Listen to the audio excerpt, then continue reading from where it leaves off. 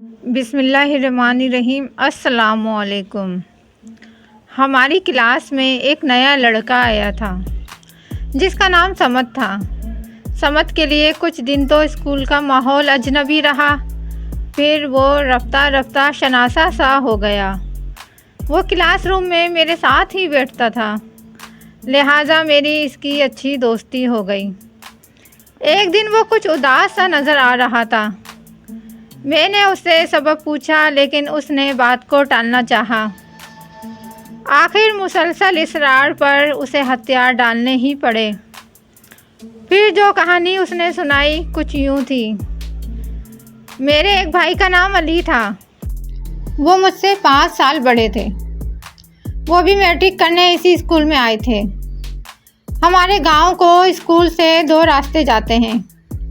ایک راستہ صاف ستھرا ہے، اس سے گزرتے ہوئے پاس چھوٹے کسانوں کے گھر آتے ہیں، لیکن وہ راستہ خاصا طویل ہے، جبکہ دوسرا راستہ قدرے چھوٹا ہے، لیکن پرانے درختوں جھاڑیوں سے گزر کر ہمارے گاؤں پہنچتا ہے۔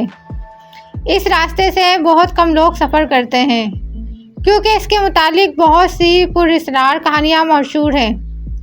علی بھائی اسی راستے سے اسکول آیا جایا کرتے تھے، مگر کبھی بھی ان کو وحشت محسوس نہیں ہوتی تھی۔ امی نے سمجھا کر تھک چکی تھی کہ اس راستے سے نہ آیا جایا کرو، مگر علی بھائی ماننے والے نہیں تھے۔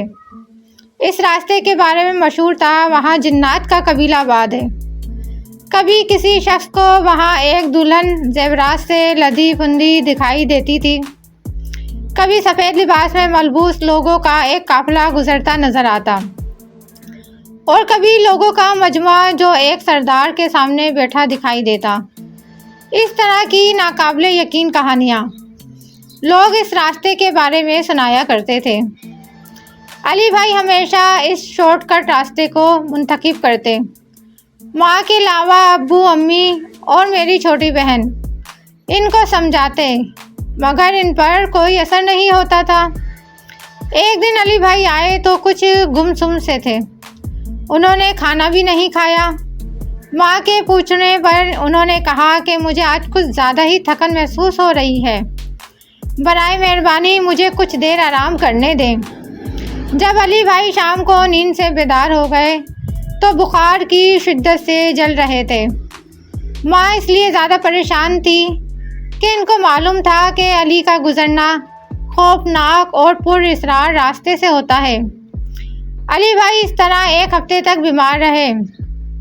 والد صاحب انہیں شہر علاج کے لیے بھی لائے، اور ماں کے کہنے پر ہی انہیں ایک بزرگ کے پاس لے کر گئے۔ بزرگ نے ان پر دم کیا اور انہیں مستقل 1 مہینے تک دم کے لیے آنے کو کہا۔ رفتہ رفتہ ان کی حالت بہتر ہوتی چلی گئی اور وہ اسکول جانے کے قابل ہو گئے۔ اسکول جا کے پتہ چلا کہ 2 دن کے بعد سالانہ امتحان تھے اور بھائی کی کچھ تیاری نہیں تھی، لیکن اس بات پر وہ پریشان نہیں تھے۔ اور ایک بات یہ کہ سب کے لاکھ منع کرنے کے باوجود انہوں نے اس پراسرار راستے سے گزرنا نہیں چھوڑا تھا، اور جب ان کا رزلٹ آیا تو سب لوگ حیران تھے کہ بغیر تیاری کے وہ اتنے اچھے نمبروں سے کیسے کامیاب ہو گئے۔ یہ راز تو اس وقت کھلا جب علی بھائی ایک خوبصورت سی لڑکی کو گھر لائے۔ اتفاق سے اس روز ابا گھر نہیں تھے۔ وہ ایسی باتوں کو سخت ناپسند کرتے ہیں، لیکن ماں تو ماں ہوتی ہے۔ انہوں نے اس لڑکی کو محبت سے بٹھایا اور اس کی تواضع کی۔ کچھ دیر گھر میں گزارنے کے بعد بھائی اس لڑکی کو اس کے گھر چھوڑنے چلے گئے۔ واپس آ کر جب ماں نے اس لڑکی کے متعلق پوچھا تو بھائی نے بتایا جس روز ان کی طبیعت خراب ہوئی وہ واپس آ رہے تھے، تب اسکول کے کچھ شریر لڑکے ان کے پیچھے آ گئے۔ یہ وہ لڑکے تھے جو علی بھائی سے کینہ رکھتے تھے، کیونکہ علی بھائی پڑھائی میں اچھے تھے۔ تمام ٹیچر ان کی تعریف کیا کرتے تھے، جو ان لڑکوں کو بری لگتی تھی۔ وہ لڑکے جب علی کے پیچھے اس جنگل میں پہنچے تو انہوں نے علی بھائی سے جھگڑا شروع کر دیا اور انہیں مارنے کی کوشش کی۔ اسی وقت نہ جانے کہاں سے ان لڑکوں پر پتھروں کی بارش شروع ہو گئی اور وہ لڑکے ڈر کے بھاگ کھڑے ہوئے۔ علی بھائی کو بھی خوف محسوس ہوا اور اسی دہشت میں ان کی طبیعت خراب ہو گئی۔ جب طبیعت سنبھلی اور انہوں نے دوبارہ اسکول جانا شروع کیا تو ایک بار پھر ان کے دل نے اسی راستے سے گزرنے کی خواہش کی اور وہ نہ چاہتے ہوئے بھی اس راستے پر آ نکلے۔ ابھی وہ اس راستے کے درمیان میں ہی پہنچے تھے کہ پیچھے سے کسی نے اسے آواز دی کہ میں نے تمہارا انتظار 1 مہینے تک کیا ہے، میں روز تمہارے لیے یہاں پر کھڑی رہتی ہوں۔ جب اس طرح کے جملے علی کے کانوں سے ٹکرائے تو ان کی تو جیسے جان ہی نکل گئی۔ جب اس نے پیچھے دیکھا تو ایک ہم عمر خوبصورت سی لڑکی کو پایا جو ایک درخت کی شاخ سے لٹکے جھولے میں جھول رہی تھی۔ بولو اتنے دن تم کہاں تھے؟ مگر علی میں کچھ بولنے کی ہمت کہاں تھی۔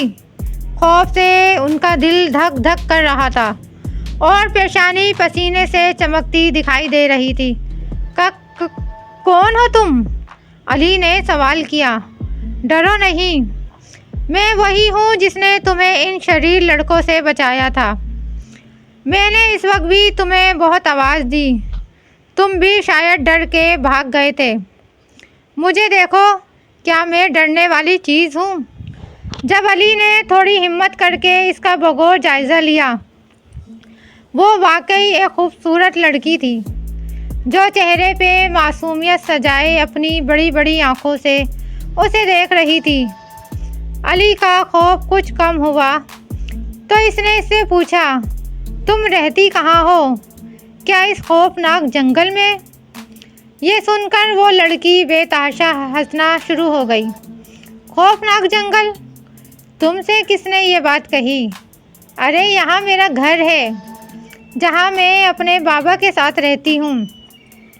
چلو میں تمہیں اپنا گھر بھی دکھاتی ہوں۔ علی کے کچھ اور بولنے سے پہلے ہی لڑکی نے اس کا ہاتھ پکڑا۔ ابھی وہ 2 قدم ہی چلے ہوں گے کہ علی کو دائیں بائیں مکانات کی قطاریں نظر آنے لگیں۔ ادھر ادھر لوگ بھی کام کرتے نظر آ رہے تھے، کچھ لوگ گھر کی طرف جا رہے تھے، کہیں کچھ بچے بھی کھیلتے نظر آ رہے تھے۔ علی بھائی کی سمجھ میں نہیں آ رہا تھا کہ یہ کون سی جگہ ہے۔ وہ روز یہاں سے گزرتا تھا مگر آج تک یہ لوگ اسے کیوں نظر نہیں آئے۔ آخر علی نے لرزتی آواز کے ساتھ یہ سوال لڑکی کے سامنے رکھ دیا، یہ کون لوگ ہیں؟ پہلے تو یہ بستی مجھے نظر نہیں آئی۔ لڑکی یہ بات سن کر ہنسنے لگی، پھر کہنے لگی کہ یہ لوگ جنات ہیں اور میرا تعلق بھی قوم جنات سے ہے۔ تم مجھے اور اچھے لگے ہو اور میں چاہتی ہوں کہ تم ہمیشہ میرے ساتھ رہو۔ علی بھائی یہ سن کر خوف زدہ ہو گئے۔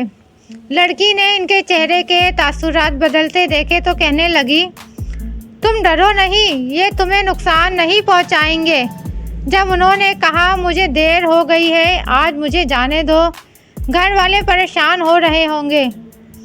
ٹھیک ہے آج تم جاؤ، لیکن کل تم ضرور آنا اور شام کے وقت آنا، میں تمہیں اپنے بابا سے بھی ملواؤں گی۔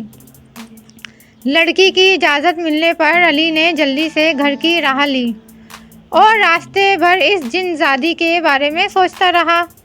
دوسرے دن علی بھائی پر عجیب سی کیفیت طاری تھی، وہ کچھ کھوئے کھوئے گم تھے۔ انہیں بار بار اس جن زادی کا خیال آتا رہا اور دل انہیں اس جن زادی سے ملنے کے لیے مجبور کرتا رہا۔ اس طرح پریشان حال میں شام ہو گئی۔ ماں کی نظر سے بچ کر وہ گھر سے نکلے اور اس پر اسرار راستے یعنی پر اسرار بستی کی طرف چل پڑے۔ وہ وہاں پہنچ کر ادھر ادھر دیکھنے لگے۔ اندھیرا پھیل رہا تھا لیکن اب اسے ذرا خوف محسوس نہیں ہو رہا تھا۔ اچانک جھاڑیوں سے وہی جن زادی نمودار ہو گئی۔ جن زادی نے ان کے قریب پہنچ کر ان کا ہاتھ پکڑا اور انہیں اپنے گھر لے گئی۔ وہاں اس نے اپنے گھر والوں سے انہیں ملوایا اور اس کی خاطر تواضع کی اور انہیں واپس وہاں چھوڑ آئی۔ علی بھائی گھر واپس آئے تو گھر والے بہت پریشان تھے۔ ماں نے تو رو رو کر برا حال کر لیا تھا۔ سب کے بہت پوچھنے پر انہوں نے یہ سارا واقعہ سنا دیا۔ تمام لوگ ہکا بکا اس کی بات سنتے رہے۔ माँ तो ये माजरा सुनकर बेहोश हो गई थी। अली भाई ने वालिदैन को कहा कि वो कल शाम वहाँ फिर जाएंगे और जिनज़ादी को अपने साथ लेकर आएंगे, वो सब लोगों से मिलवाएंगे। अम्मा और अब्बा ये सुनकर परेशान थे। आखिर उन्हें गांव के मौलवी साहब का ख्याल आया, जो झाड़ फूंक और जिन उतारने के माहिर समझे जाते थे। उन्होंने उनसे मदद लेने का सोचा और मुतमईन होकर सो गए। अगली सुबह जब वो बेदार हुए तो अली भाई कमरे में नहीं थे। उन्हें हमने बहुत ढूंढा, बहुत तलाश किया, लेकिन उनका कोई सुराग ना मिला। लोग कहते हैं कि उन्हें वही जिन्नात उठाकर ले गए। शायद उन्हें उनके इरादों का इल्म हो गया था। लोग बताते हैं कि जब कभी कभार वो जंगल से गुजरते हैं तो उन्हें अली भाई नज़र आते हैं। जब इन्होंने आवाज़ दी तो गायब हो गए। आज भी माँ अली भाई को याद करके रोती है, क्योंकि मैं भी इस स्कूल में हूँ जिसमें अली पढ़ता था। अम्मी रोज़ मुझे ताकीद करके भेजती हैं कि इस रास्ते से ना जाना। मैं रोज़ अपनी माँ को रोता छोड़कर आता हूँ, लेकिन अफसोस कि मैं उनके लिए कुछ नहीं कर सकता। इस दौरान क्लास में टीचर आ गए और हम पढ़ाई में मशगूल हो गए। मुझे आज भी समझ नहीं आई ये सब कहानी मनगढ़ंत थी या वाकई समत के भाई को जिन ले गए थे।